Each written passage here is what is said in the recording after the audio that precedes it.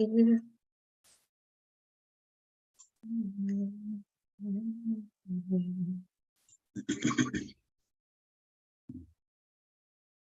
Welcome, everybody. Welcome to Find the Link Relates meeting today. And it is on communication management. And we have a guest with us who's going to be talking to us on communication management. I think it's going to be a very exciting topic. And I'm hoping that we've come with our questions.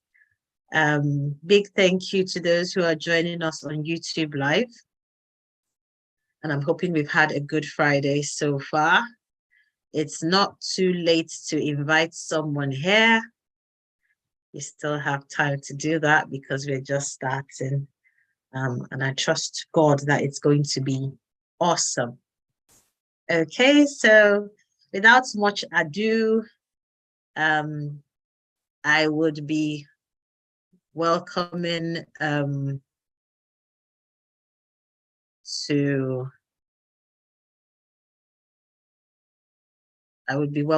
the stage Mr. Solomon Kunle Omogbemi, who is going to be taking this session with us today. He's our main speaker today. You might have seen his face on the posters, and I'm really excited that he could join us. I haven't seen him in many, many, many years, and he is a dear brother. The story about how dear he is will come another day. Well, you know, those kind of people that can do anything for someone. Yes, he's that kind of person. He's also a musician, plays the saxophone. He is a graduate of economics from the Lagos State University. And then he has a master's. I think that was in business management from Estonia, isn't it? Economics and business administration. Yes, from Estonia. Yes. And right now he lectures in a university in Poland. Yes, and we're very excited that he can be here with us. Okay, so maybe we should hear from you. What are we looking forward to today? What do you have for us? Yeah, it's going to be awesome, actually. I mean, I've not slept. I don't think I have prepared for any administration like this, like I prepared, even for my classes. I don't think I prepared like this, you know. I've not slept, you know. I've been praying and I've been talking to God, Father, please speak through my mouth, you know.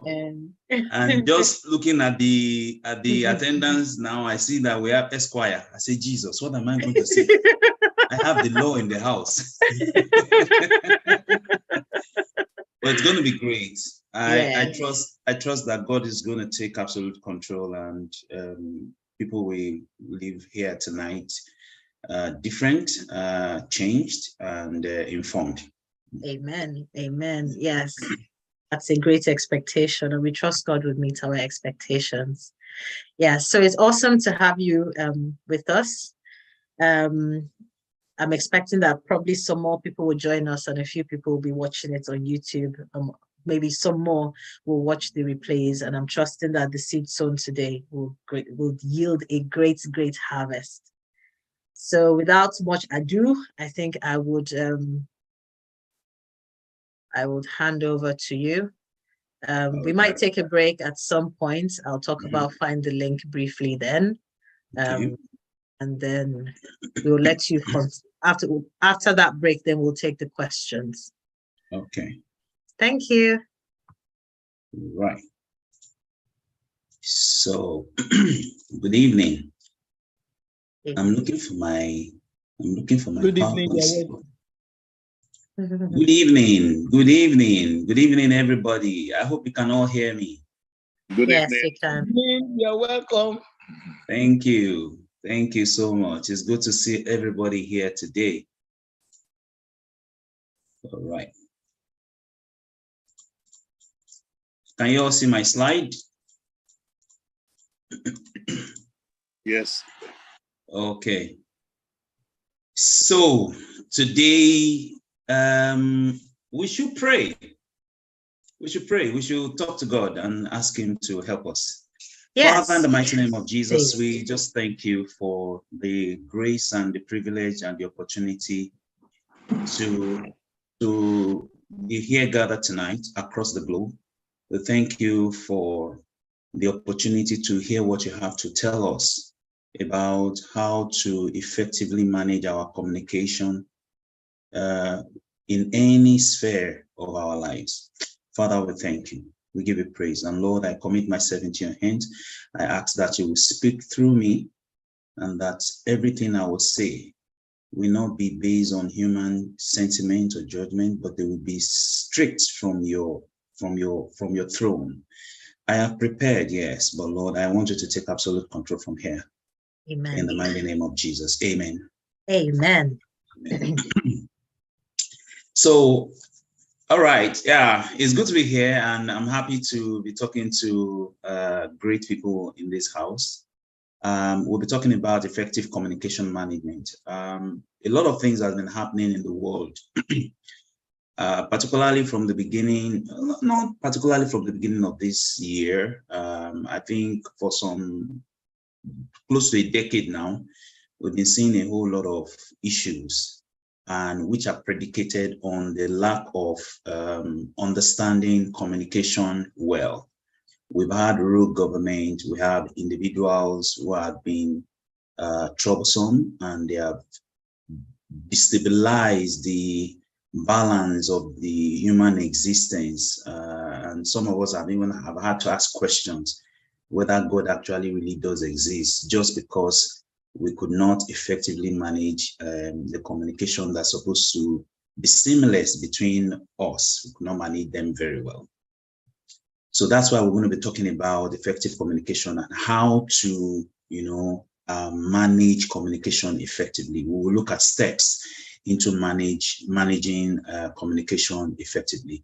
We will also but before we start looking at the steps into managing effective communication effectively, we'll be looking at the concept of communication, the concept of management, and then we'll link it up, and we'll look at scriptures that talk about how our words affect our lives, and how our words affect the lives of others who are around us. So without much ado, I'm just going to go straight. Many theories have been proposed, to describe, to predict, and then to understand the behavior and the phenomenon of communication, what communication consists of. And when it comes to communicating, either in business, at work, at home, with your wives, with your fiancé, or with your fiancé, with your children, with our friends, with our parents, even with strangers, we are often less interested in the theory than in making sure our communications generate the desired results. But in order to achieve results, it can be valuable to understand that communication, to understand what communication is all about and how it works, because that is the crux of the matter. What is it all about? What does it entail, and how does this thing work? The how talks about the strategies that are involved in ensuring that we have a fantastic and a wonderful, communication or conversation amongst ourselves. So that being said, because we can say that because, or let me better put it that in getting that understanding of how communication works, of what communication is, because of the strategic ways in which we want to try to work it, it is very also essential for us to be intentional in managing our conversation flow, so that we can generate good and productive outcomes in the end. So this will lead me to asking the question of what communication is all about. So what is communication? I know a lot of us, we have attended communication classes probably when we're in secondary school, or maybe when we're in high school, when we're in the university. We took it as a major course. We did a professional course in it. But then the question is, why hasn't all the knowledge that we have acquired over the time, why hasn't it worked? Or why haven't all those knowledge, why haven't they worked? According to Weekly in 1967, he said that communication, the root of communication came or emanated from a Latin word called communicare, which means to share or to make common, all right? And Pearson and Nelson in 2000 said that communication is a process of understanding and sharing meaning. The process and the process of understanding and sharing meaning. Now, if that is what these two great, communication experts, came up with as being what communication is all about, we can then now assume, we can proceed that at the center of, communication is the relationship that involves the interaction between participants, all right? So you talk about interactions, the relationship that exists, the relationship that is formed, between the person that is speaking and the person that is listening. For example, now you guys are listening to what I'm saying, so we can say that communication is that relationship that involves that interaction between myself and yourself as the participant of this conversation that we are having this evening. Now, this definition serves us well with its emphasis on the process, right? We look at the process. It's a process, like a process. Now, anything that lacks process may not last for long. I was writing a paper recently, and I was, responding to a particular situation within my environment. And from that environment, I was able to get an idea, and I wanted to write on systems, or I wanted to write on process, systems, and structures.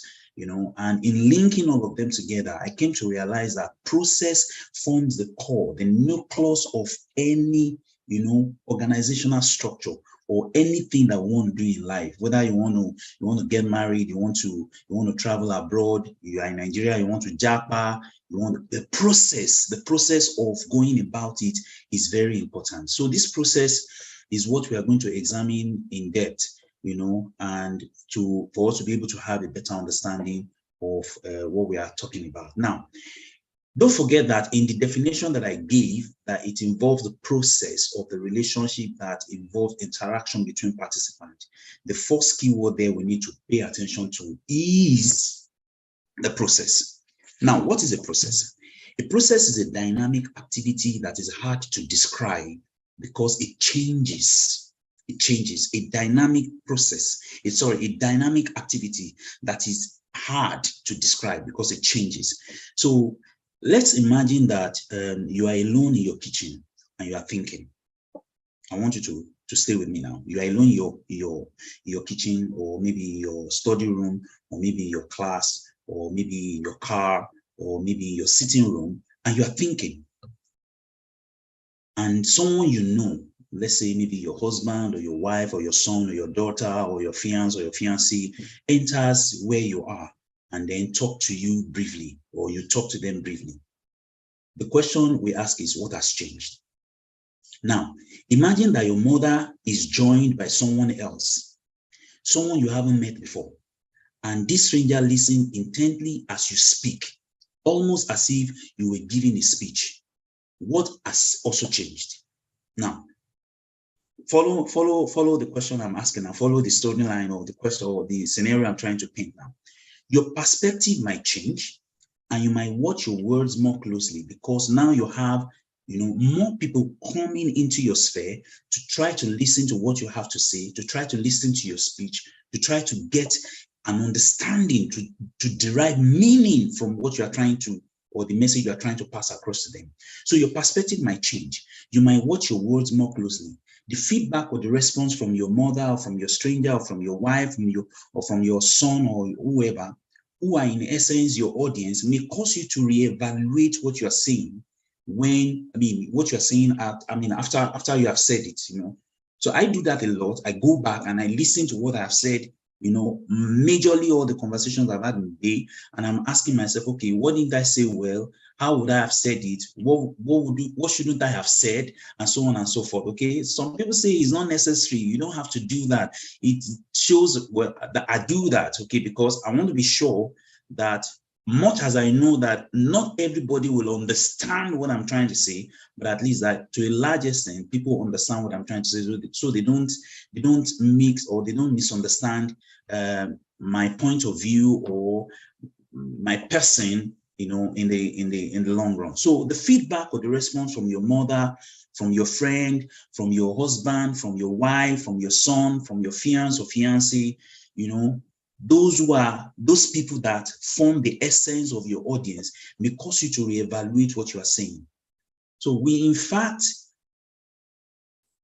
what we are doing at this point is we are interacting, and all this factor and many more influences the process of, the communication that we are trying to look at today. So you talk about, the feedback, you talk about those who are listening to you, the audience that are you yourself who is speaking, and how you are saying what you are saying. Now, that forms the process. So this process is all this interaction that we have in between seeing, reevaluating, and all of that is what forms the process. Now, let's look at the other keyword, is understanding.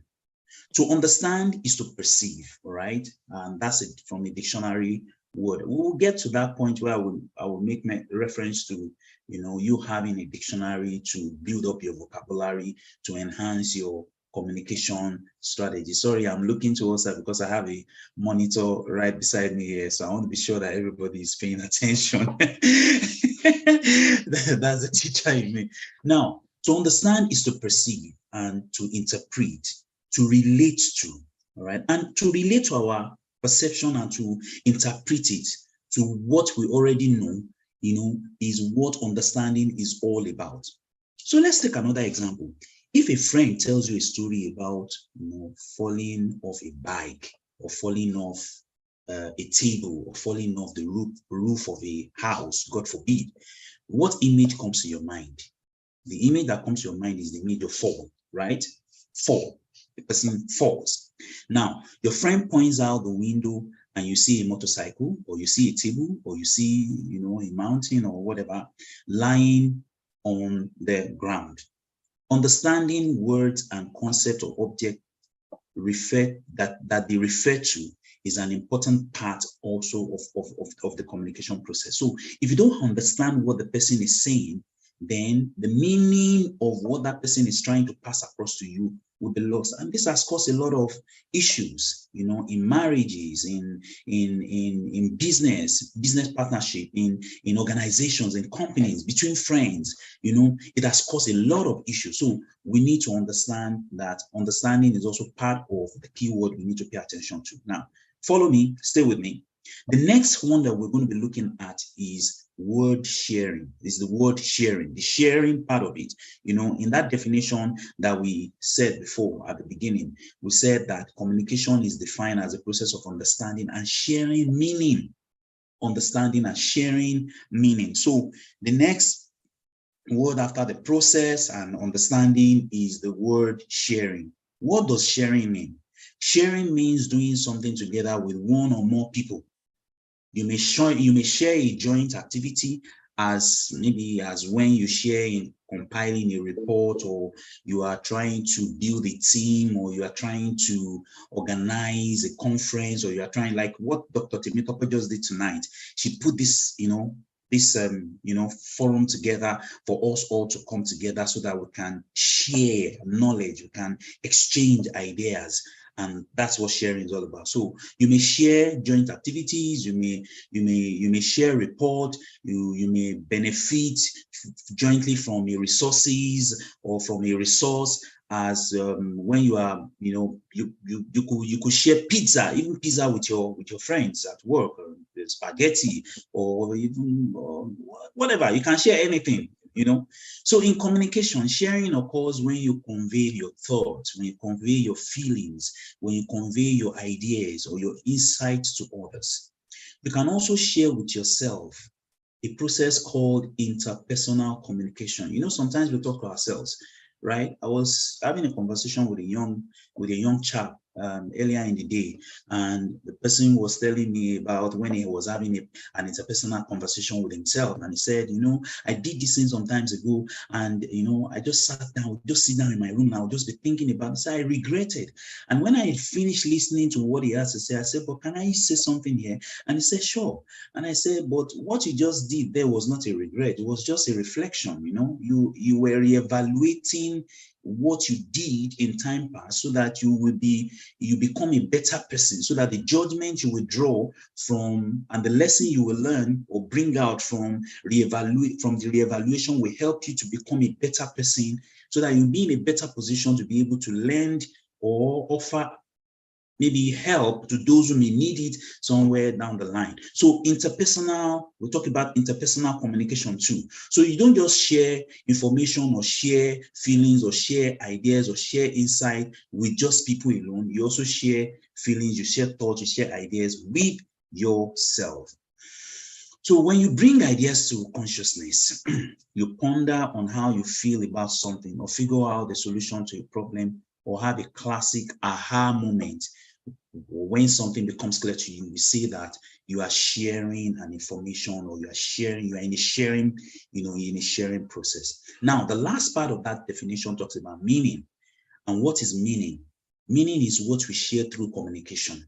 The word bike represents both a bicycle and a short name for a motorcycle. The word mountain represents a high elevated structure that is located within a natural sphere. The word table connotes maybe something that has 4 legs and that you can place something on, that stays in the middle of the room, or that can be in an office or something. So all these drawing meaning from all these words, is what the meaning itself connotes. All right. So by looking at the context in which the word is used and asking questions, we can discover the shared meaning of the word and understand the message.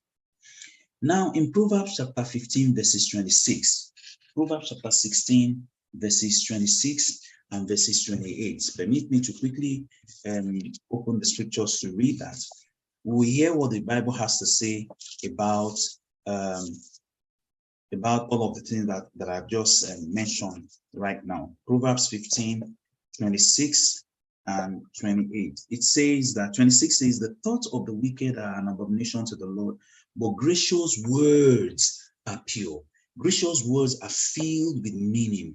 Gracious words are good to share, right? Gracious words elevate, it motivates, it increases, joy, and brings about a positive outlook to the ears of those who are hearing it. Now, verses 28 says that the heart of the righteous ponders how to answer, but the mouth of the wicked pours out evil things. Okay, the heart of the righteous ponders how to, push for those words and how to say them, in what context is going to be said.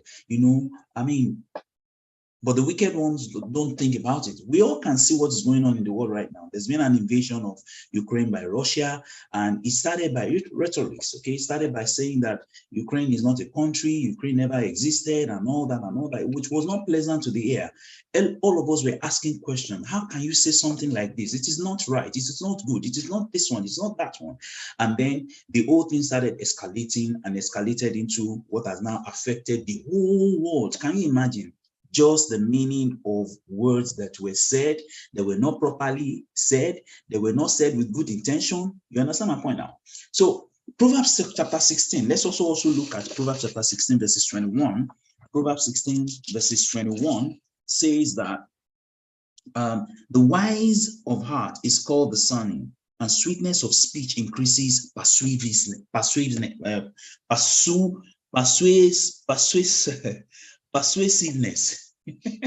Sorry. It is all right. It increases persuasiveness, right?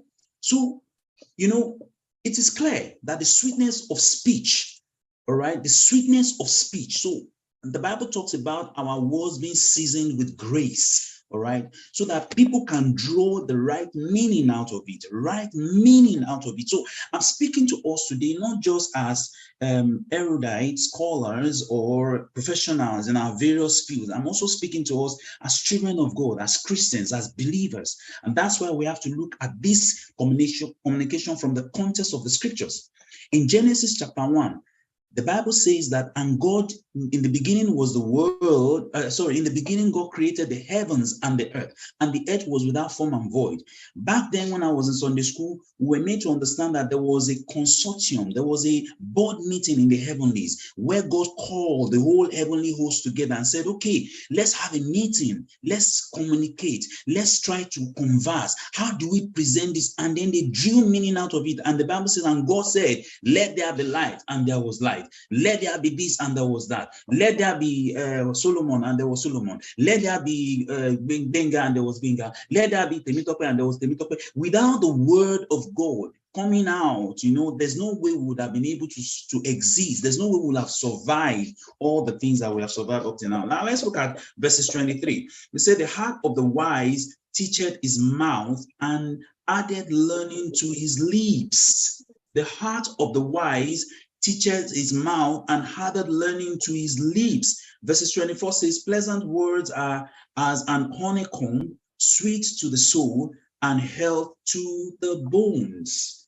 So our ability to be able to draw meaning, understanding, and share these to get, for people to have a better clarity of what we're talking about is key to communication. And that's the beginning of trying to manage our communication effectively. When we have this understanding, it will help us to be able to position our communication well. Now, there are essential components of communication. I will talk about each of them briefly because of time. There are many of them, but I will talk about each of them briefly.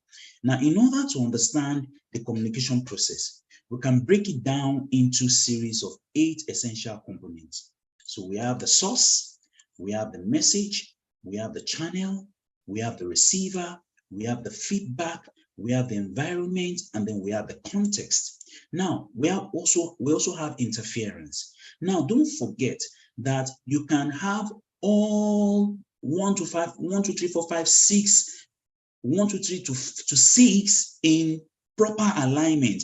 Once number 7 is misplaced, it can destabilize the whole process. Now you can have 1, 2, 3, 4, 5, 2 to 7 in place, and once number 8 is introduced, it also can scatter everything. You understand my point? So each of these 8 components serves as an integral function in the overall process of communication. So let's explore them one by one. Number 1, source. The source imagines, creates, and sends the message. So, for example, in a public speaking or in church, when pastor comes to talk to us and they stand on the pulpit, I think that's what we can easily relate with.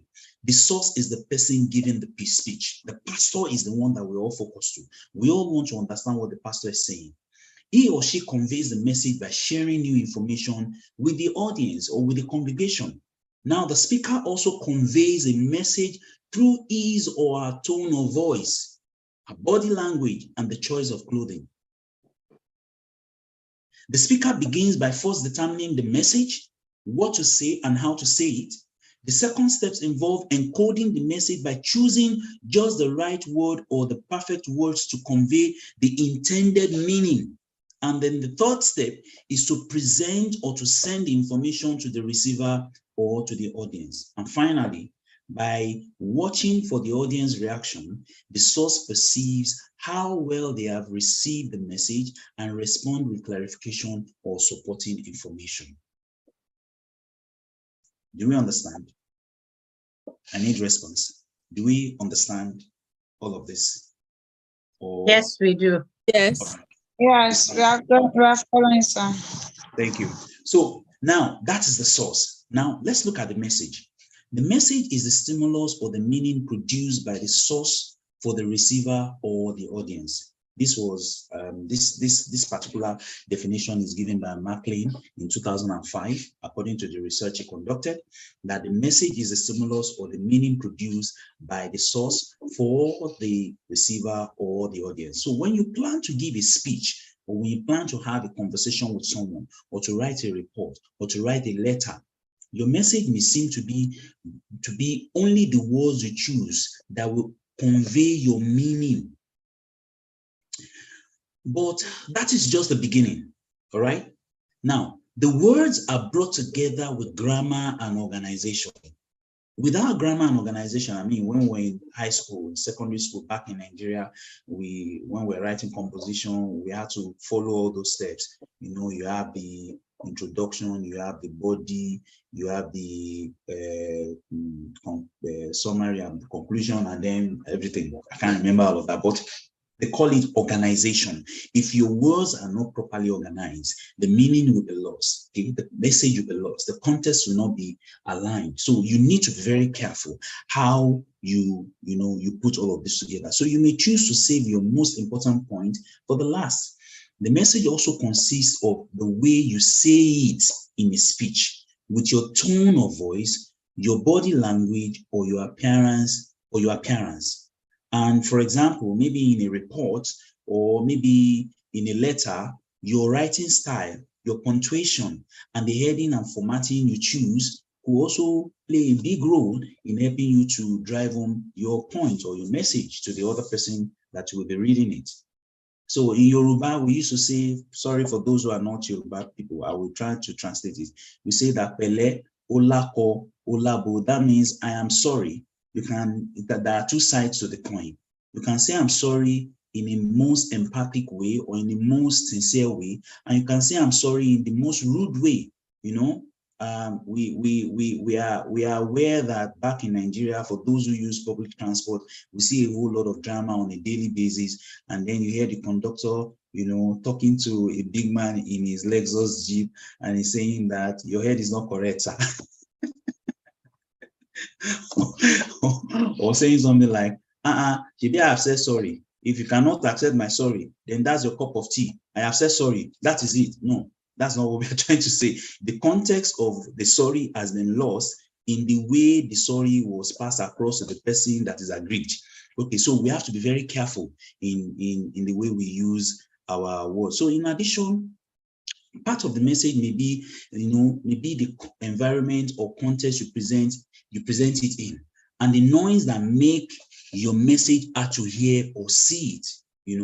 So imagine, for example, that you are addressing a large audience of people, and you are aware that there's a world, maybe there's a World Cup coming up now in United Arab Emirates, and there's going to be, maybe it's going to be disturbing the professional league in the UK, and you need to address people. Your audience might have a hard time settling down because everybody is jumping up and down because somebody wants to go to EPL, another person is thinking of how to buy their flight ticket to go to, so you have to be able to bring everybody together. So your audience might have a hard time settling down, but you may choose to open with, I understand there is an important game coming up in the UK that some of you want to travel to, and then catch their attention, at least in that moment, for you to be able to pass your message across to them. So in this way, by expressing verbally something that most people in your audience are aware of and are interested in, you might grasp and focus their attention to yourself, draw the attention to yourself. So we need to understand that. Then the next one that we need to look at in these essentials is channel. What is channel? The channel is the way in which a message or messages travel between the source and the receiver. So for example, let's think of your television, our television or our smartphone. How many channels do you have on your television? Don't tell me. Now, imagine that each channel takes up some space, even in the digital world. And in the cable or in the signal that brings the message to you, each of these channels have a space that they are occupying in all of that. Now, The television combines an audio signal you hear with a visual signal that you see. And by that, when we put them together, they convey the message to the receiver or to the audience. We are able to watch and see what the person is saying. For example, many of you are looking at me right now. I am talking to you. I'm speaking with you. You are processing the information that I'm churning out to you, and you are drawing out understanding from there. Do you understand me? Yes. Thank you very much. All right. So in a situation whereby you are not able to understand what is going on, maybe you couldn't hear very well, you turn on the volume, or you turn off the volume of your television, right? And if you turn off the volume of your television while the television is going on, for example, let me just do a little experiment right now. I'm going to do something now. Okay.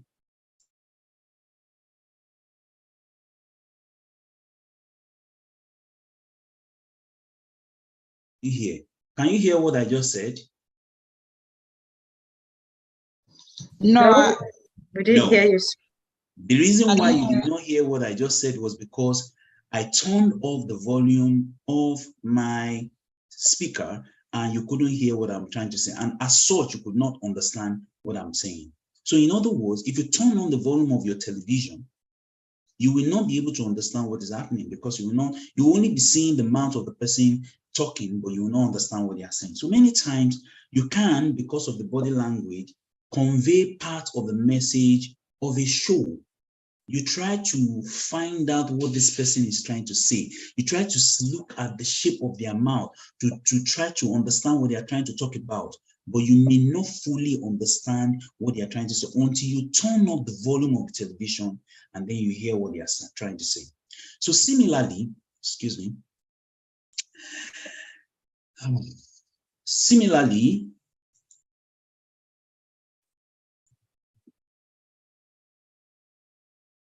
Similarly, when you speak or write, you are using a channel to convey your message. So spoken channel includes face-to-face conversation, speeches, telephone conversation, voicemail, radio, public address system, voice over internet protocol, and so on and so forth. All right. Written channel includes letters, memorandum, purchases orders, invoices, emails, and so on and so forth, text messages, tweets, and so on and so forth. So that is what the message is all about. Your ability to be able to pass the message through the channel for them to be able to understand is also what you must pay attention to when you are trying to develop your develop an effective communication skills, that will launch you from the level that you are right now into the level that you are expecting to be. Now, let's talk about the receiver. The receiver, which is also the essential part, one of the essential parts or essential components of communication. The receiver receives the message from the source, analyzes it, interprets the message in ways both intended and unintended by the source. You as a receiver right now, you're listening to what I'm saying. You are receiving this message and you are interpreting it. How you are interpreting it, I don't know. My intention is for you to understand effective communication management, right? But how you are interpreting it, I may not know. What you are intending to get out of these, information that I'm churning out to you, I may not really be able to understand until I get a feedback from you, and I will get to the feedback very soon. So to better understand this component of receiver, think of a receiver on a football team, a receiver on a football team. Now, I'm using the American football as an example here. For those of you who are conversant with American football, but for those of you who are not conversant with the American football, let me use the soccer. All right. The soccer here right now is this. We have two teams playing. Both of them have 11 players on the field. There is one that is playing for, and there is one that is playing against. The one that is playing for is the sender. The one that is playing against is the receiver. They must receive and respond. Okay. They must make sure that the ones playing against them don't match up and score into their own yard. Okay, let's take it back to the American football. The quarterback may intend for the receiver to catch. You know, when they play the ball from the middle of the field, there is somebody that will catch the ball and begin to run with it. So the quarterback may intend for the receiver to catch. His message is in one way, but the receiver may see things differently and miss the ball. So the keeper is supposed to catch the ball when the striker shoots. You are supposed, the responsibility of the keeper is to make sure that no ball is entering after the last line of defense has been overcome. Okay, so he is the last man standing after the last line of defense. Okay, he must make sure that by all means, the striker does not enter. Either he pulls the striker down by causing a penalty shootout, which is under probability, or he looks for a way to deceive the striker from playing the ball. So he is the receiver. He has to make sure that the way he receives the message matters a lot so that his interpretation will be well accepted and it can give a very good feedback. Of course, when the keeper catches the ball, there's always a positive feedback from both the keeper, the spectator in the field, and the player that the keeper is keeping for. You understand? So, but the receiver may see things differently and miss the ball. The keeper might see things differently and miss the ball altogether. The quarterback might see things differently and miss the ball altogether. So as a receiver, you listen, you see, you touch, you smell, and you taste to receive a message. Your audience sizes you up, much as you might check them out long before you take the stage or open your mouth. So that's why you see that many times when I want to go and preach, sometimes when I want to minister, when I want to perform, when I want to play at a concert, I begin to feel jittery. You know, it's because the audience are sizing me up, and I need to deliver well, right? So that is what the receiver is all about. Okay, now we have the verbal reception, and then we have the non-verbal reception. We have the verbal responses, and then we have the non-verbal responses, but that will be something that we'll talk about maybe some other time. Now, let's talk about the feedback.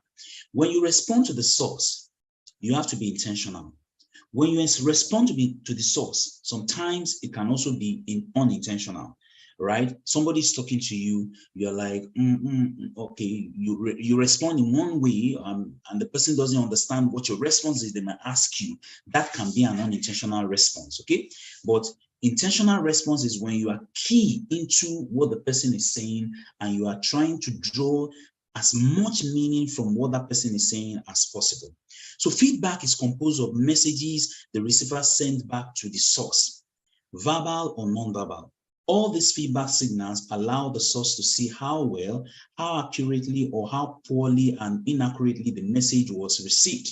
So feedback also provides an opportunity for the receiver or audience to ask for clarification, to agree or disagree, or to indicate that the source could make the message more interesting.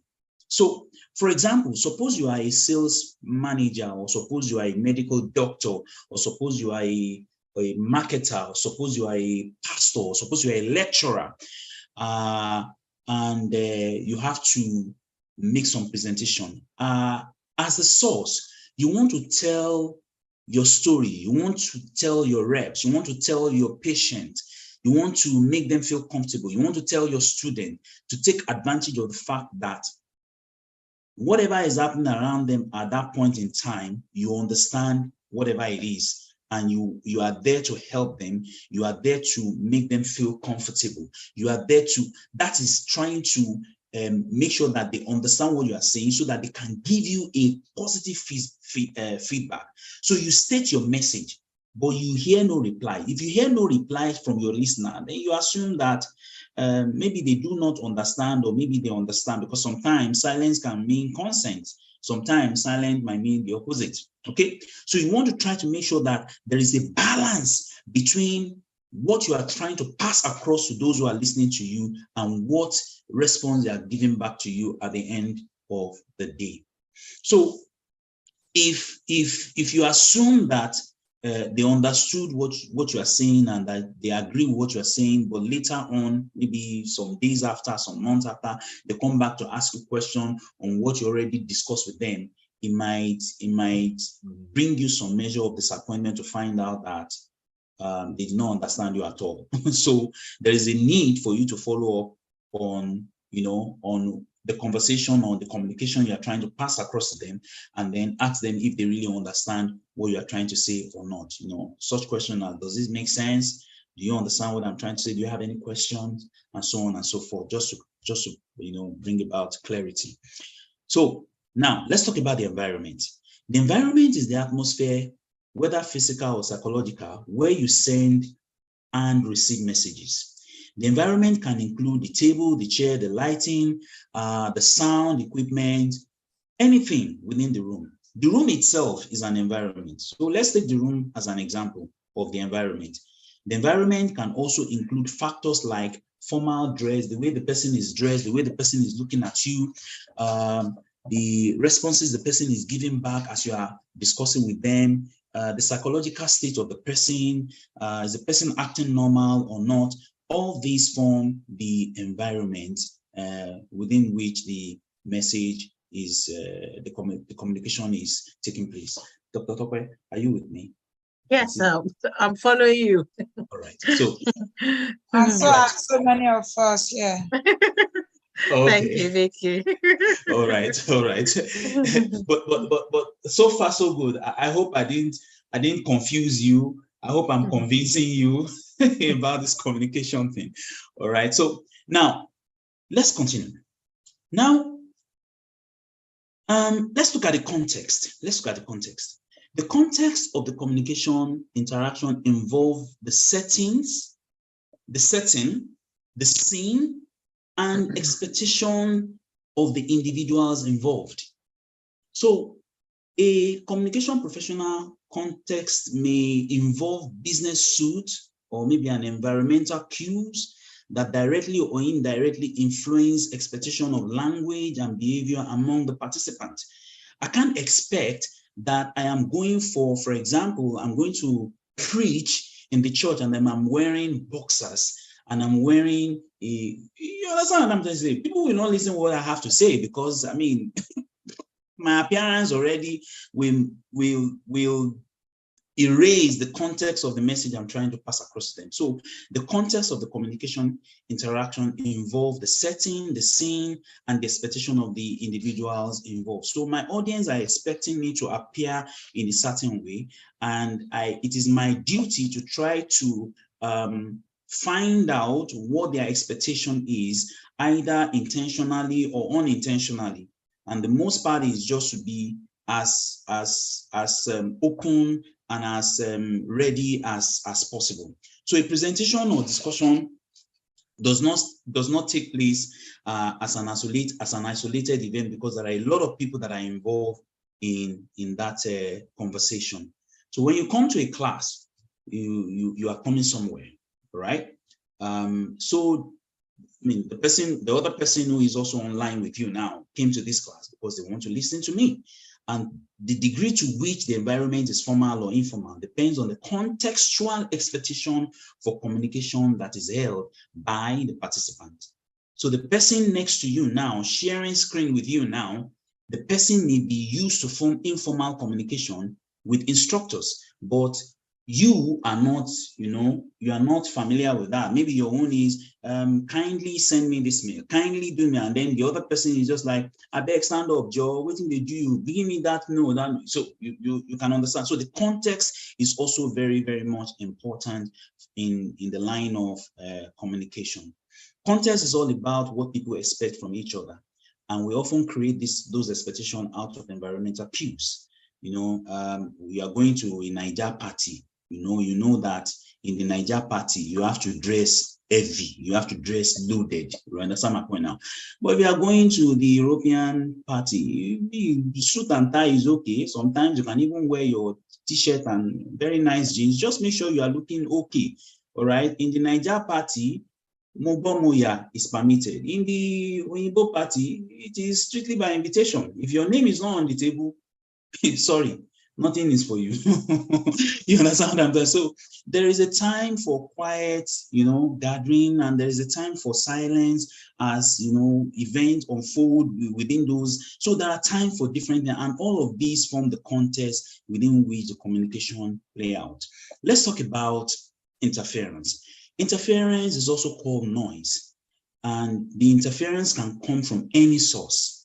Interference is anything that blocks or changes the source intended meaning of the message, the source's intended meaning of the message. Anything that blocks you from effectively sending the message to the receiver, and the receiver from effectively sending the feedback back to you is referred to as interference or noise. So for example, if you drove a car to work, chances are you were surrounded by noise, car horns, billboards, or perhaps the radio in your car that will interrupt your thought as you are driving. You understand my point? I mean, some very nasty drivers that will come in front of you and will say, what is wrong with you? You know, I mean, back in Nigeria, they say, what is wrong with you now? Also, for some of us who are very, very, very cautious, what is wrong with this man now? Why is he driving like this? You know? Okay, the Lord be with you, the Lord go with you. You know, we say those prayers and we drive off, you know. So those could form the noise, or maybe you're listening to radio and or maybe a call came in and you're trying to, you know, respond to the call while at the same time trying to drive. All these could serve as interference in the line of communication. We also have psychological noise. And what does psychological noise means? You know, what happens when your thought occupies your attention while you are hearing or reading a message? You know, pastor is preaching, and pastor is saying, anybody that does not ask God for the forgiveness of his sin and the person die today, the person will go to hellfire. Because you are not following what the pastor is saying, you rise up and say, amen. Everybody begins to look at you.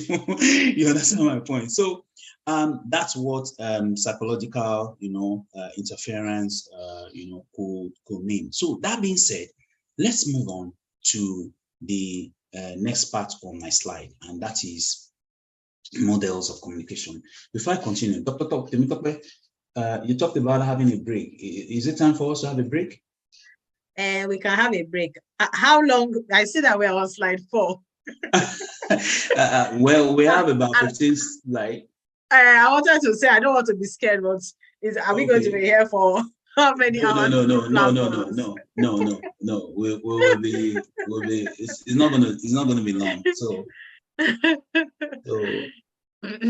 So let's have the break here. Okay, if you want to take a breather, that's fine. I don't know whether anyone has any question about communication so far.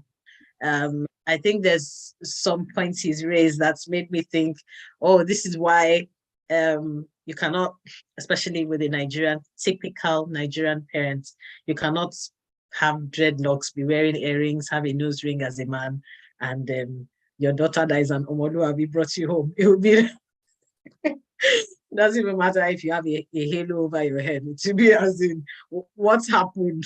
Where did you find this person? That kind of thing. But that is just part of communication, because how do they say it in Yoruba? I don't think I know how to translate in English, but Irini Sini Sonilojo. That's the Yoruba proverb that comes to mind. Yeah, but I've learned a lot of things. I've been jotting furiously. For those who have not come, I've been on my status, updating things that have stood out for me. Things like words are brought together with grammar and communication. The receiver receives the message from the source, analyzing and interpreting the message in ways both intended and unintended. And I think that's where everybody has to be careful, because you can intend one thing, but there might be unintended consequences of our words or our actions. Of course, unintended consequences of our thoughts would only affect us, but it wouldn't affect other people, but our words and our actions would affect other people. And as the amount of feedback increases, the accuracy of communication also increases. And that would make us think that it's not good enough if you talk to somebody and the person doesn't respond, because you never understand what the feedback is or what is going on in the person's mind. So communication is so important. And the context of communication interaction involves the setting, scene, and expectations of the individuals involved. Okay, Interference is anything that blocks or changes the source's intended meaning of the message. Yes. All right. So, okay, so can we continue now? Yes, we can. Yes, all sure. right. So do we all understand all that we have been saying so far? Is there anybody who doesn't understand anything? Just let me know, and then I will try and recap maybe somewhere along the line, or quickly address, and then we'll move forward. Okay, so now let's talk about the models of communication. Communication is a complex process, whether you like it or not. All right. I mean, I've lived in two major countries of the Eastern Europe where they speak completely different languages. You know, in one country they are saying tere. In Nigeria, we say tere o, like tere, or something like that. Okay. And the language is so funny, it sounds very musical and all that. And then I moved to another country where the language sounds very bigger than Igbo language itself. You understand my point? It's a chess, you know, and it becomes a complex thing. And I just couldn't understand anything. I go to the store, I couldn't buy anything. In fact, I was so lucky that I didn't buy cat food for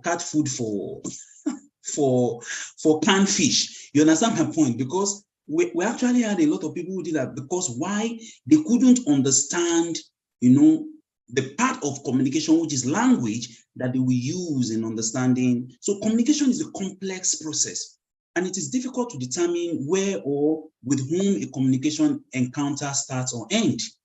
Models of communication simply, you know, simplify the process by providing a visual representation of what the various aspects of communication encounter may look like. So, you know, some models explain communication in more details than others. Others don't shed more light as we expect. But the most complex model still doesn't recreate what we experience in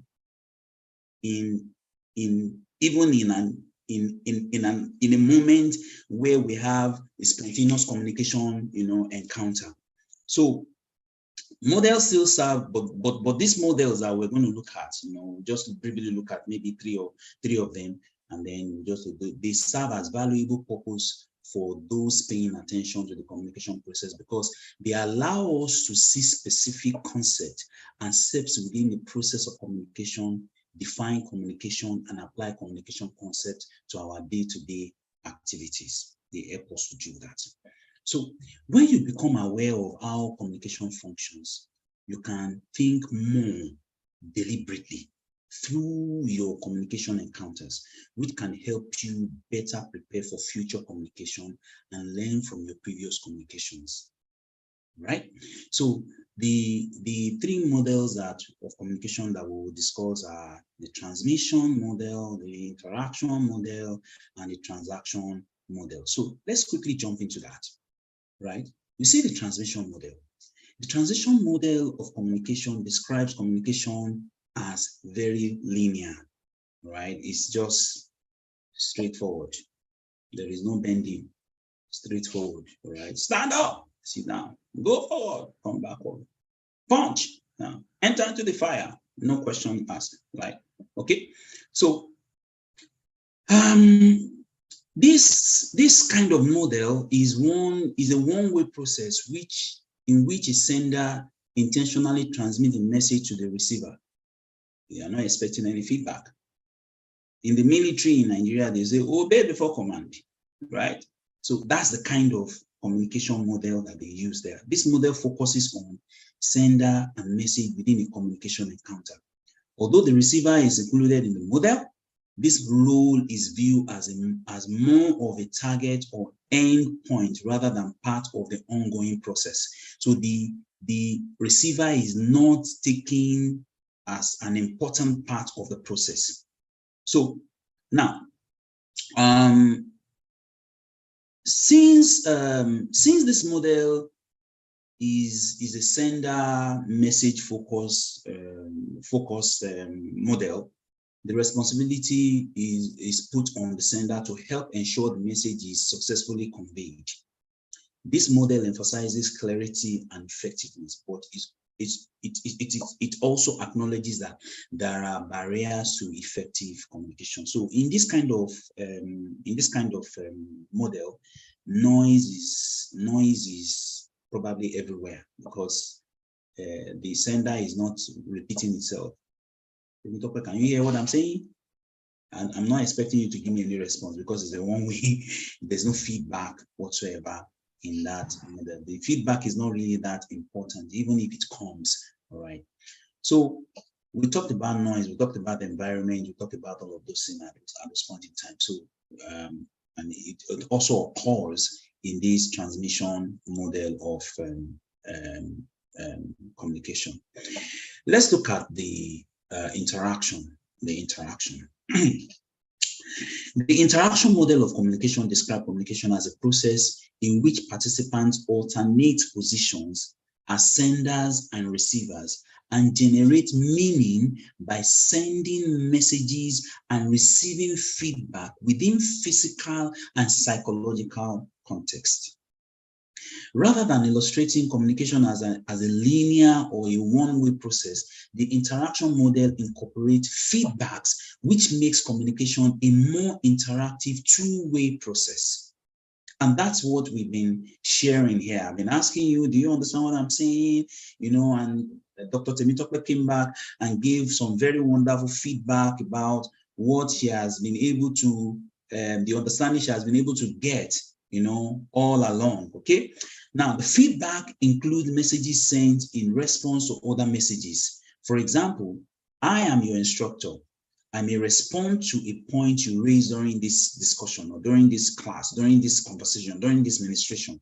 Or you may point out to, you know, something, maybe you are saying something on my back and say, oh, what is that behind you there? Are you the one in, you know, and then I can have to explain myself and then make it clear to you about all that is going. So now let's move on now. Let's talk about the next one. Let's talk about the transactional model of communication. So rather than looking at the source sending a message and someone receiving it as two distinct acts, researchers often view communication as a transactional process, with actions often happening at the same time. The distinction between source and receiver is blurred in conversational turn-taking, for example, where both parties play both roles simultaneously. So in this transactional, you know, everything is happening simultaneously. Do you understand what I'm trying to say? Yes, we do. Can you give me that? Oh, yes, I will bring it for you. You know, there is this call and response of the thing that is going on intermittently. So the transactional model of communication describes communication as a process in which communicators generate social realities within social, relational, and cultural context. In this model, we don't just communicate to exchange messages. We communicate to create relationship, form intercultural alliances, shape our self-concept, and engage with others in dialogue to create communities. In short, what we are doing is we don't just communicate about our realities. Communication helps us to construct our realities. And this, I think for me, if you ask, this is the kind of model that I will want to make use of in all the things that I will try to break it down so that we can all be involved. And in my work life, I have been able to build relationship across continents because I carry this transactional model of communication ideology with me everywhere I go to. Okay? So the roles of the sender and the receiver in the transactional model of communication differ significantly from the other model. Instead of labeling participants as senders and receivers, the people in the communication encounter are referred to as communicators in the transactional model. So unlike the interaction model, which suggests that participants alternate positions as senders and receivers, the transaction model suggests that we are simultaneously senders and receivers at the same time. Okay, you're sending, I'm sending, I'm receiving, you are receiving. I'm sending to you, you are receiving, you are sending back to me, I'm receiving, and then it just continues like that. Okay, so now let's move on quickly because of time. Another model outside of the first three that I mentioned is what we call the constructivist model of communication. Researchers have also examined the idea that we all construct our own interpretation of the message. As the State Department of the United States of America quoted at the beginning of, of an article that they wrote, it said that the constructivist model focuses on the negotiated meaning or common ground when trying to describe communication. Don't forget, it focuses on the negotiated meaning or the common ground when trying to describe communication. So let me use an example here. Imagine that you are visiting, I like America, and I like Canada. Yes. You, Dr. Any other ones?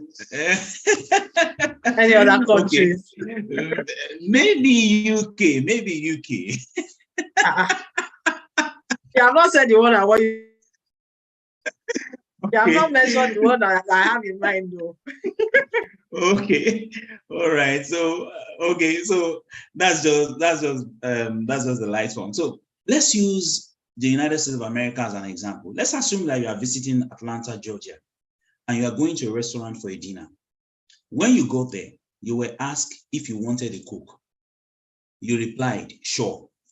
The waiter came back to you and asked you again, what kind? You replied, Coke is fine. The waiter then came back the third time to ask you again, what kind of soft drink would you like? Now, the misunderstanding in this example is that you will not understand that in Atlanta is the home of Coca-Cola company. And therefore, most of the soft drinks are generically referred to as Coke. Or let's bring it back home. Maybe Atlanta is too far away. Let's look at Nigeria, where we call soft drink minerals. You understand my point? and then somebody came to meet you, or you want to go and buy something, you want to go and buy minerals, in Nigeria, and you are saying, please give me soda. They will be looking at you. Now, what do you mean by soda? In this part of the world, it is soda drinks. Okay, we don't call minerals. We call either it's soft drink or it is the name of the drink.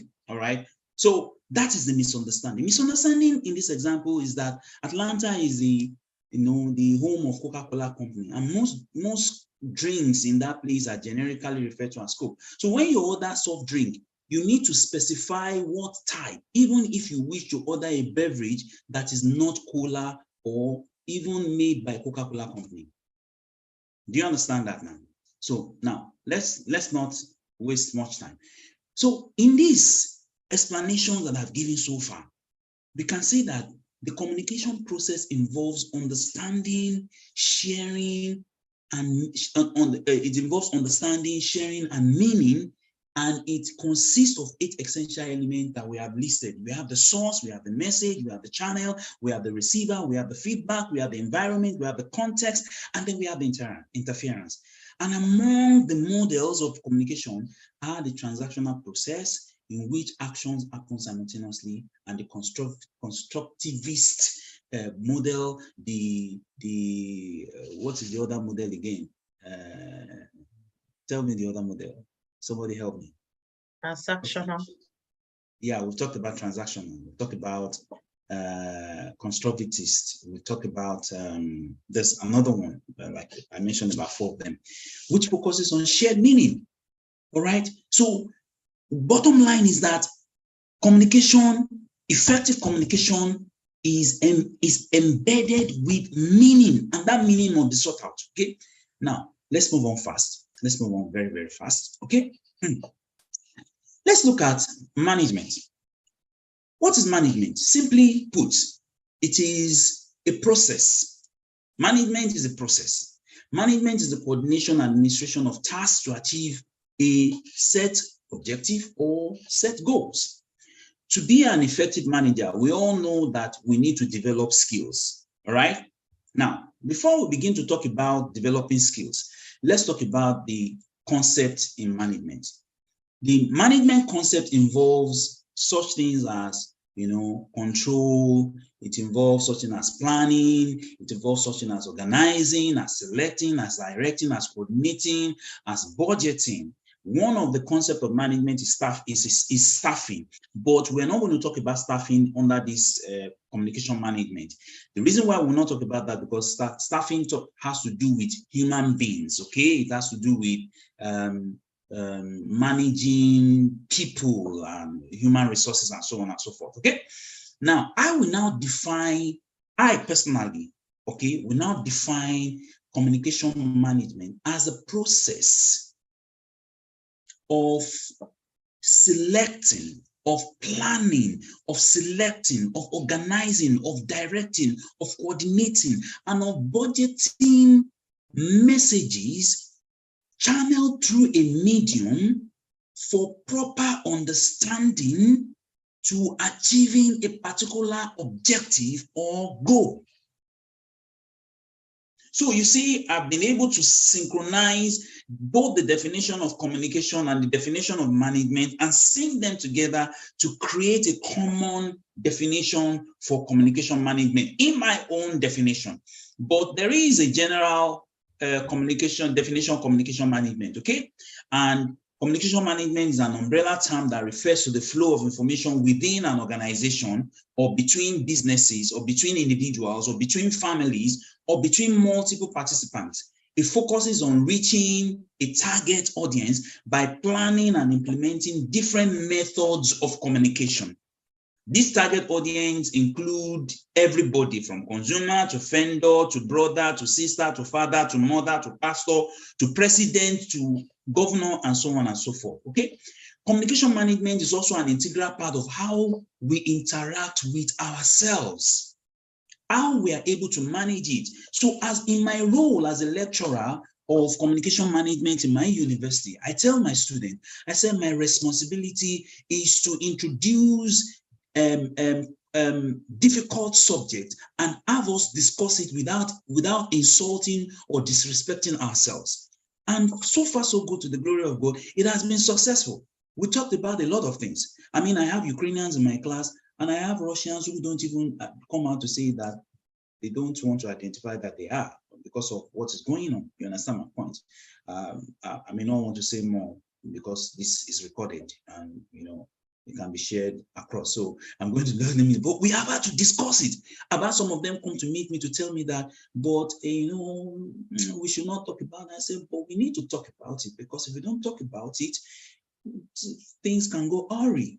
And then we find a common ground to discuss about it, to talk about it. And at the end of the day, we're able to see reasons to why certain things should not be and why certain things should be, because we all reached an agreement. It is called management of conversation and management of communication in that process. Do you understand? And this also matters in families. The reason why many families are not together today is because there is a gap in the communication flow. The reason why couples are having issues in marriage, I mean, I've been hearing a lot of things as irreconcilable differences. Couples just separate because it is irreconcilable differences. And I've been asking a lot of older couples who've had to weather a lot of storm. I say, sir, what is irreconcilable differences? And they said they don't know. You understand my point? But I think that the major factor is the factor of lacking in effective management of the communication flow between the two people. How about in the workplace? We have a workplace that is toxic. The reason why the workplace is toxic is because the communication flow is lacking somewhere. Okay, how about between friends, all right? Friends who, the Bible talks about a friend who is not a friend, who keeps backbiting or backstabbing the other friend. That is because the communication flow is lacking, all right? When communication flow is intact, everybody will enjoy, what is going on in that space. So we have, let's move on to the next one. Let's talk about the steps to effective communication management. Number one, you have to have a very good language and good choice of words. All right. There's a way I can talk to you. There's a way I can, when you're angry, there's a way I can talk to you that will make you to calm down. All right. Number two is to have something good to say. And in having something good to say, you have to plan. And that's why I said communication management involves the process of managing, planning, selecting, coordinating, and so on and so forth. Okay. So the key to speaking well, or to saying something nice, or to saying something good, or is planning what you are going to say, preparing what you are going to say. And to ensure that, you must always make sure that you keep the interest of your subject, of your topic, you keep it alive. Be aware of what is going on around you. Be knowledgeable, be fascinated, be curious like a child. Have an open mind. Increase your knowledge bank. Read. A lot of times, the reason why many of us don't have, good communication flow with ourselves, or with our colleagues, or with our bosses in the office, because we don't have sufficient knowledge to back up or to substantiate the good thing that we have to say. Now, number two is that whatever good thing you have to say, make sure you say it in the right way. Be sincere. Understand that, be sincere, but also make sure that you understand that when we say somebody is sincere, it doesn't mean that that person that is sincere is also very truthful, because sincerity is not the test of truth. Okay? The only test of truth is truth itself, according to Jim Rohn. All right. So in being sincere, be truthful, because you can be sincerely wrong. You understand? Then in saying it well, also make sure that you innovate. You practice what you have to say, and practice saying it in different ways. Be concise, be precise, be straight to the point, be brief, okay? Develop your own style.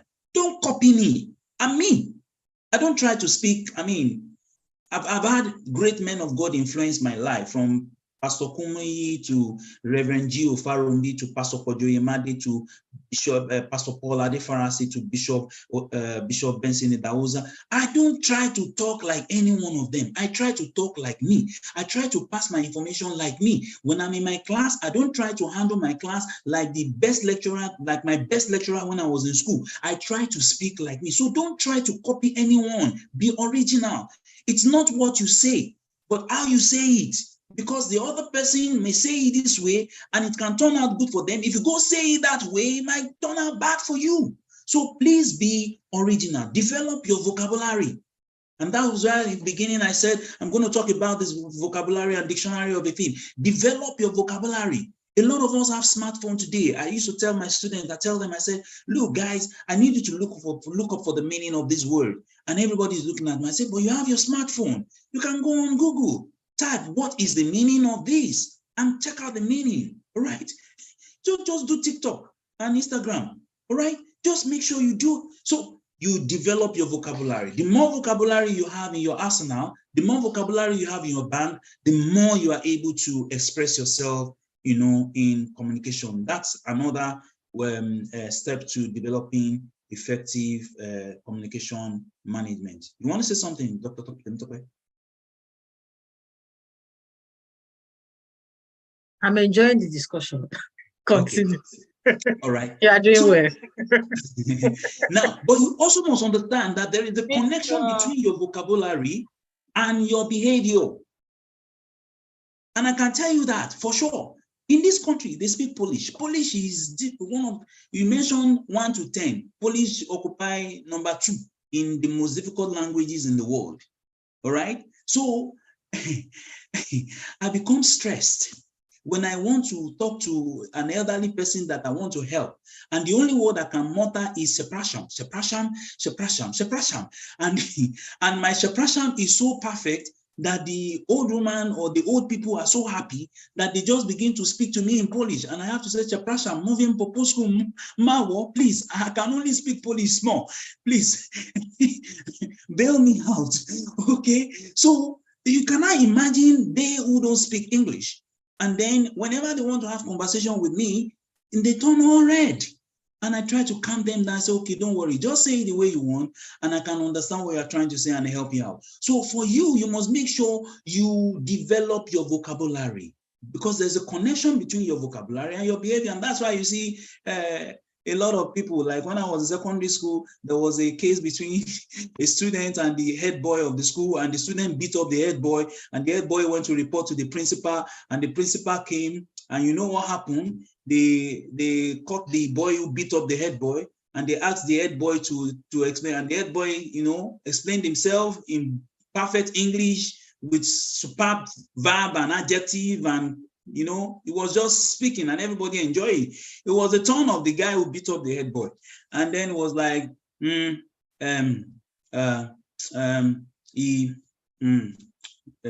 slapped me, me, I beat. That's not my point.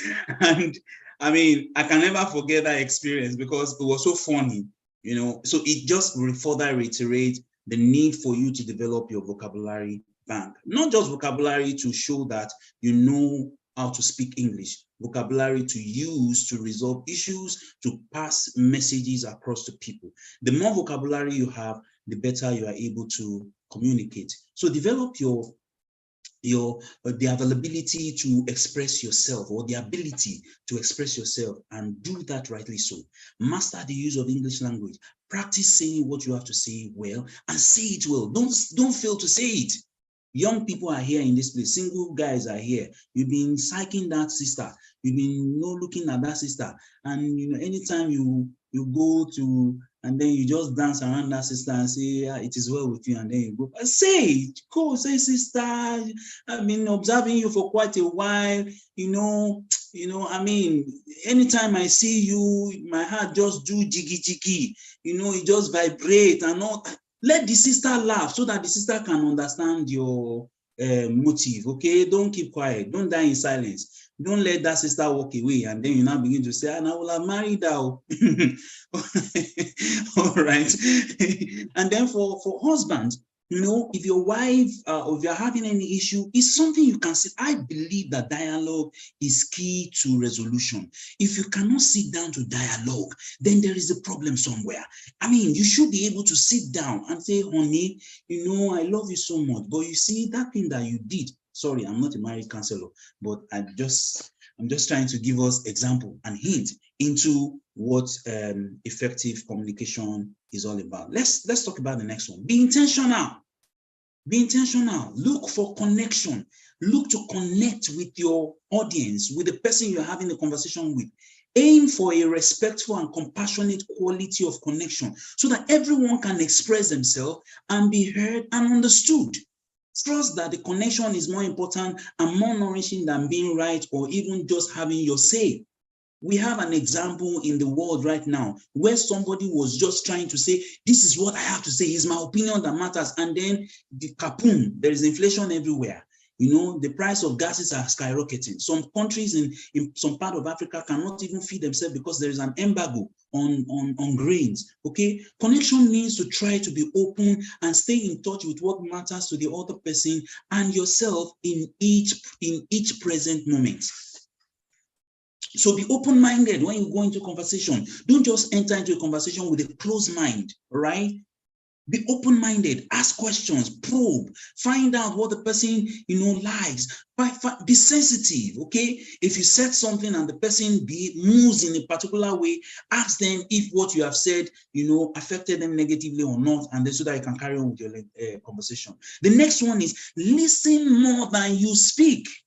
Listen more than you speak. That is another step to effective communication management. Listen more than you speak. We have 2 ears and 1 mouth. A reminder of what is important. Listening is key to a healthy relationship. Business relationship, church relationship, school relationship, boyfriend, girlfriend, boyfriend,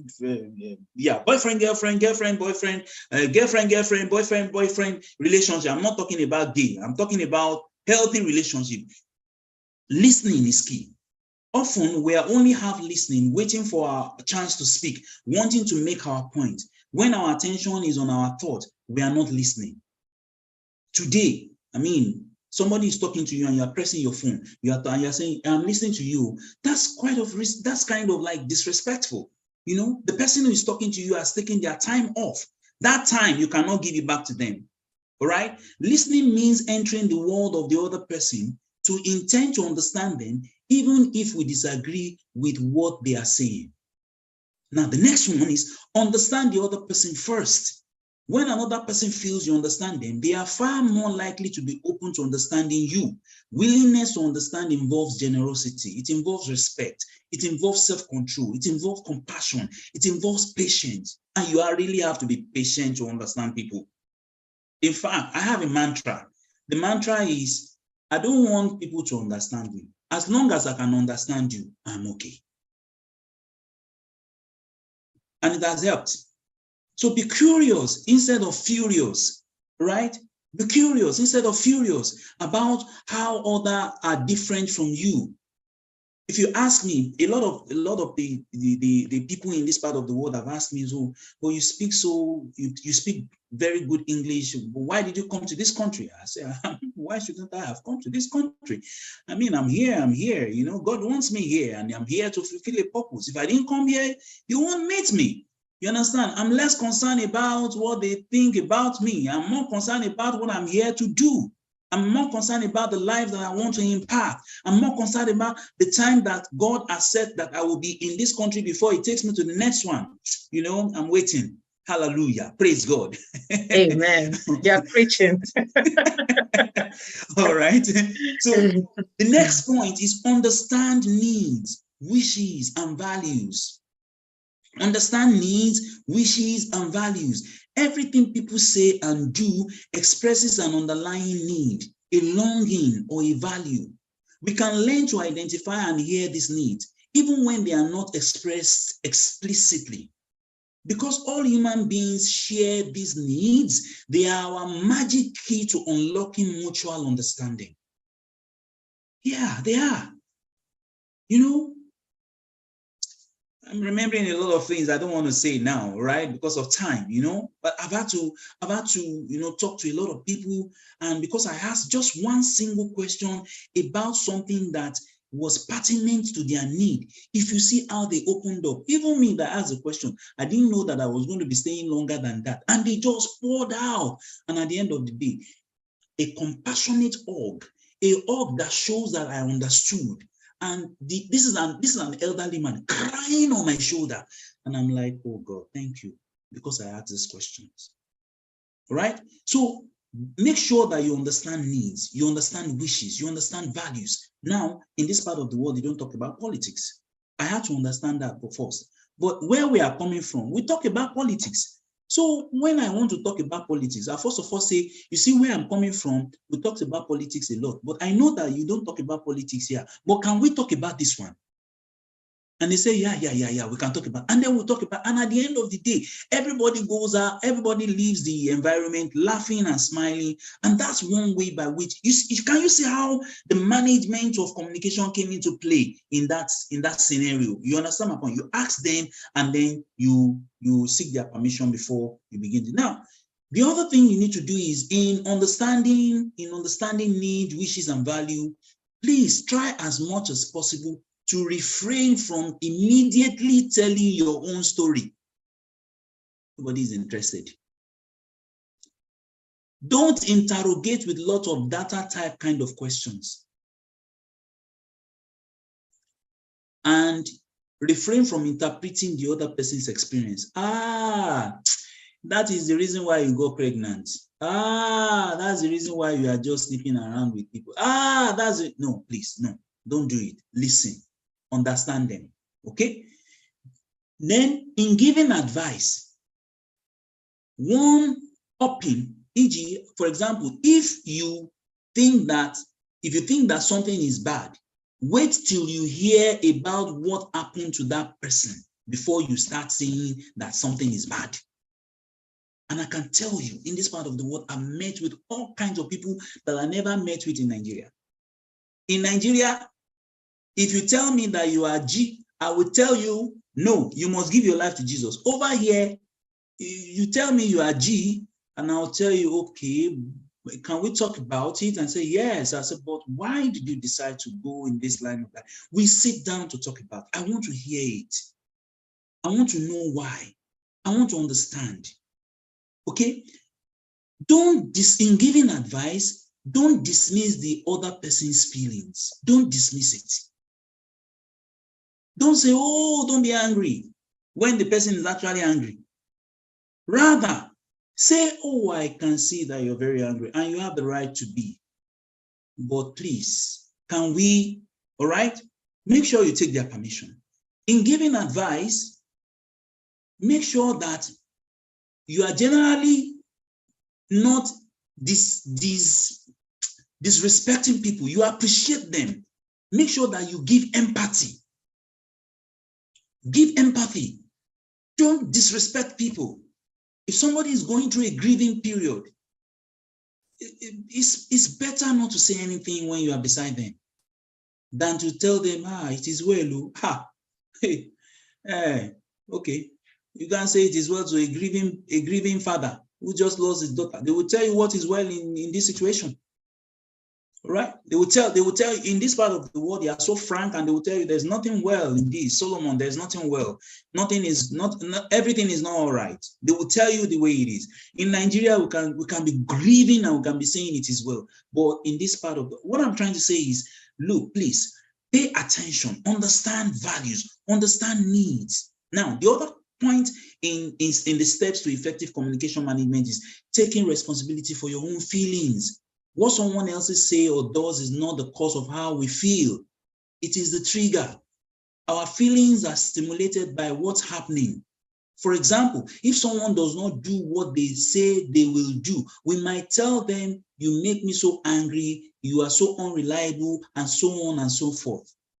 This inflammatory accusation could be rephrased as, I feel frustrated because it's important to me that we keep to agreements we have made. Isn't that sweet? I feel disappointed that we didn't keep this agreement. Why? All right. Now, the next one is make requests that are practical, specific, and positive. Make requests that will help fulfill needs. This stops us from just complaining and allowing the situation to change. All right. Don't ask things of others that are too vague or too big. Right? Then the next one is use accurate, neutral descriptions. Accurate, neutral descriptions. When we are upset, we often interpret that as what has happened using judgmental language rather than accurately describing what has triggered us. All right? Somebody walked up to me and said, Solomon, you are always very happy person, but what's happening? And I tell the person, I'm having some things are going, I'm thinking through a lot of things, I'm going through a lot of things right now, and I'm really not happy. Okay? And the person proceeded to ask me, so what it is, you want to talk about it? And no, I don't want to talk about it. I think I'll handle it. That's accurate, precise. I'm handling it. No, so if somebody comes and says, you are not happy, you are not, what's the matter with you? The person will only just trigger, like that. You know, that's how communication scatter. That is the interference. That is the noise, okay, that comes in. This can get us into fight when we don't, interpret, or we don't get accurate, or we don't, have a neutral description to, to people's feelings and all that. This can get us upset and get us into fight and all, and so on and so forth. So let's move on to the next one. Be willing to hear no. And I have received a lot of no in my life. No, the no's, all the no's in sales, no's in expected proposed relationship. I have received a lot of no's. My heart has been broken into pieces, and I have to pick up those pieces put together. And you know what? It is what makes my heart beautiful. You understand my point now? Even with these guidelines, our carefully expressed request might still elicit a no. So, bro, if you go and talk to the sister and say, as I see you, it just make my heart they do jiggy. And the sister tell you, there's nothing you will say from now till the kingdom come. I will never give you a yes. It's a no. Bros, I beg. Don't take it personal. Just pick up the bits and pieces and work on. No in sales. I've received no in sales. I've gone to market and tried to get to talk to MDs of organization to introduce my organization to them, and they told me no. It was heartbreaking, because it's from there I will get my salary at that time.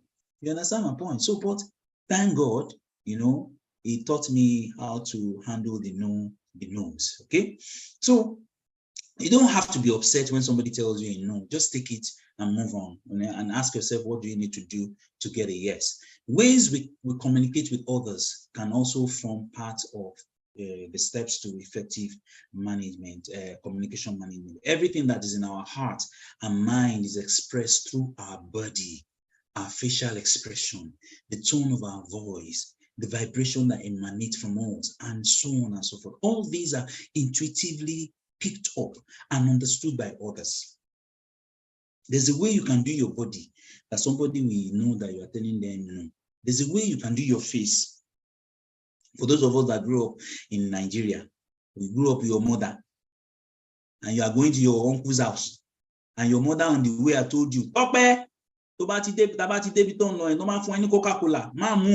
Don't drink the Coca-Cola when you get there, right? When we get to your uncle's place, if your uncle offers you Coca-Cola, just tell him thank you, and your mom will not tell you to tell them thank you. My mommy say, as you know, she expects you to use your discretion, right? And you get there, and they now put Coca-Cola in front of you, and your throat is itching, and your mommy will intentionally sit in front of you. There's a way our mother look at us and say, drink it. Some of us are drunk and face the music when we go home. So, that's that. So ways we communicate other than our words. Action speaks louder than voice. Okay. So let our action, let them speak grace without us even using our words. Okay. Our words in harmony with these subtler elements that we just talked about, we are manifesting our consciousness at every moment. To have connection, understanding, and harmony in our relationship, we need to nourish those aspects deeply within us. We need to nourish them. Your body language matters. You can be rude without saying a word. Okay? And the next one is the last one. You can reach me through this. And thank you very much for listening.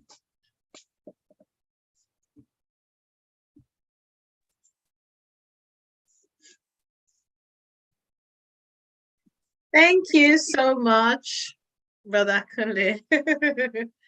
As you can see, Brother Kunle is a lecturer.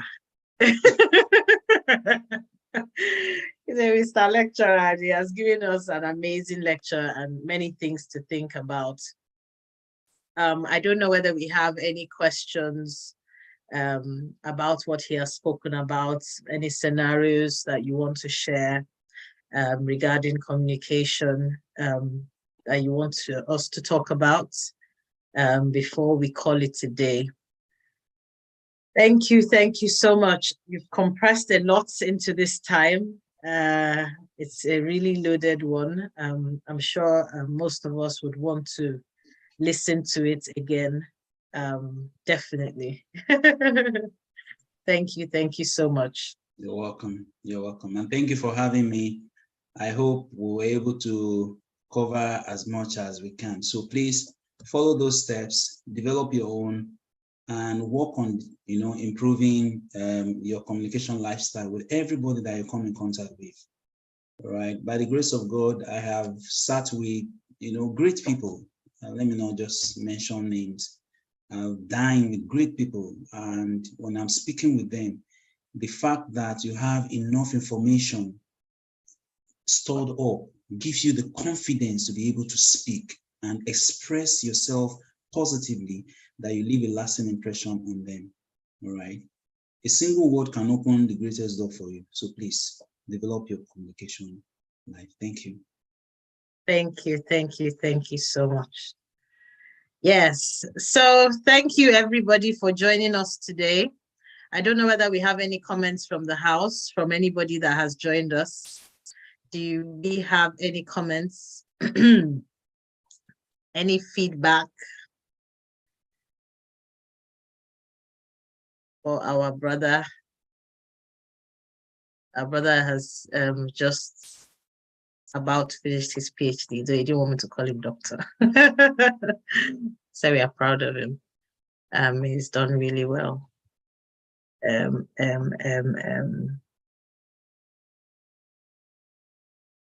Brother Temisokwe Aderoyeje, would you like to say something?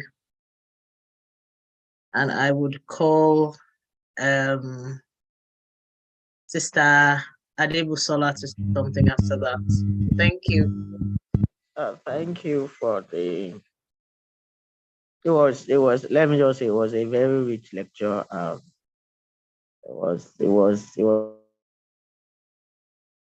down what it entails to communicate, and I really enjoyed myself, and of course, with also my wife that is also listening from the background. Nice lecture. Thank you. That's great. Thank you so much for your feedback. Sister Adebusola, can you say something? Thank you. Yeah, good evening, everyone. Brother Kunle, the lecture, as my sister called it, was actually an eye-opener. And I found myself remembering a lot of things I think I've heard before and forgotten. And I'm hearing so many new things. You don't call Coke somewhere, they call it soda somewhere. And you're talking to somebody and you're pressing your phone. It's an act of disrespect. Now I understand why I get angry when I happen to be a recipient of reactions like this.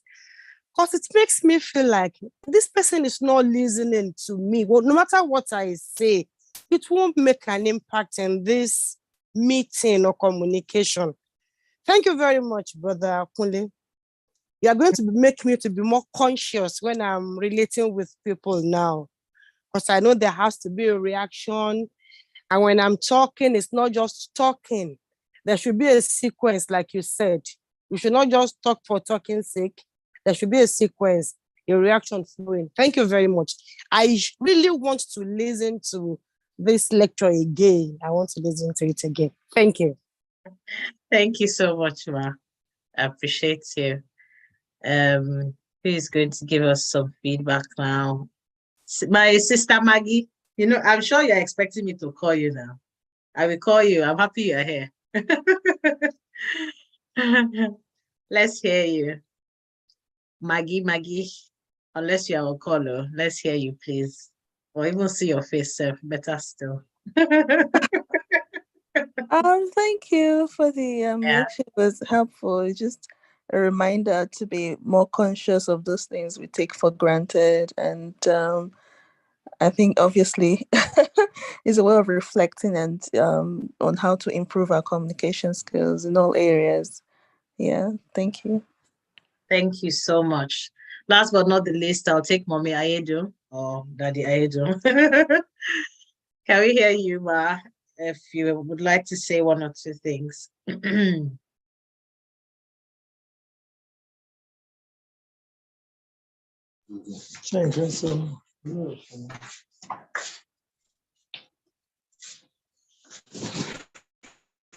I'm happy to be here tonight. I learned a lot of things, some that I've known before, some that I need to correct in my relationship with people.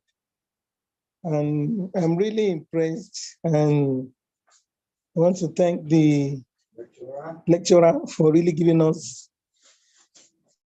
everything in full. We thank you very much. We are grateful. Very impactful and educative session. Thank you, Thank Ma. you. Thanks for that, Ma.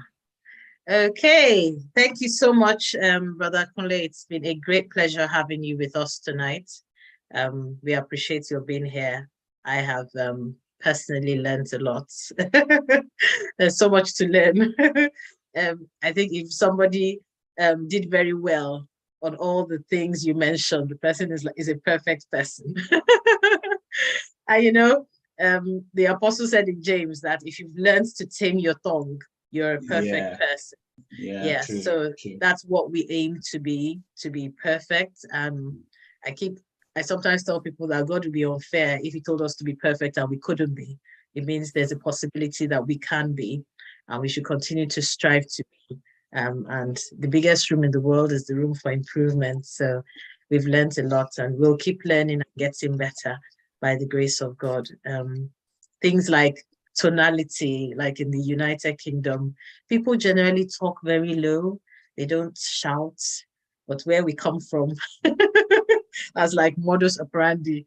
Even if I like you, I will shout. If I don't like you, I will shout. As in, it's like a normal way of behavior. We're so excited, gregarious in everything we do, which sometimes is very nice to see. But to other people, they are shocked and taken aback. Why are they behaving like this?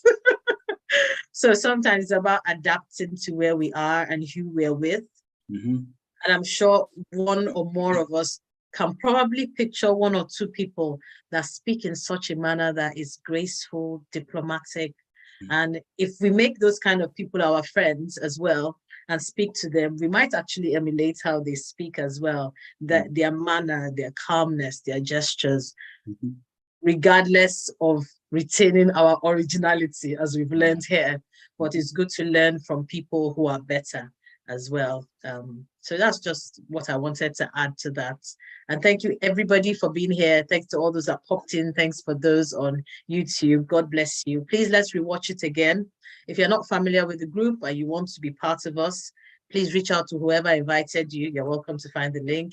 We're into relationships, parenting. We're aiming for healthy relationships, healthy parenting, strong children, and godly children to be change makers in our world. That's what we're about. You can look on the YouTube channel. It's called Team It Up by Praising Child. You'll gain a lot from there. God bless you. I would just like to remind us that we have a series on fertility continuing tomorrow. Tomorrow is the third session, is on surrogacy. We're all welcome to join us. It is 4 p.m. West African time, 3 p.m. Greenwich Mean Time. Thank you again. God bless you.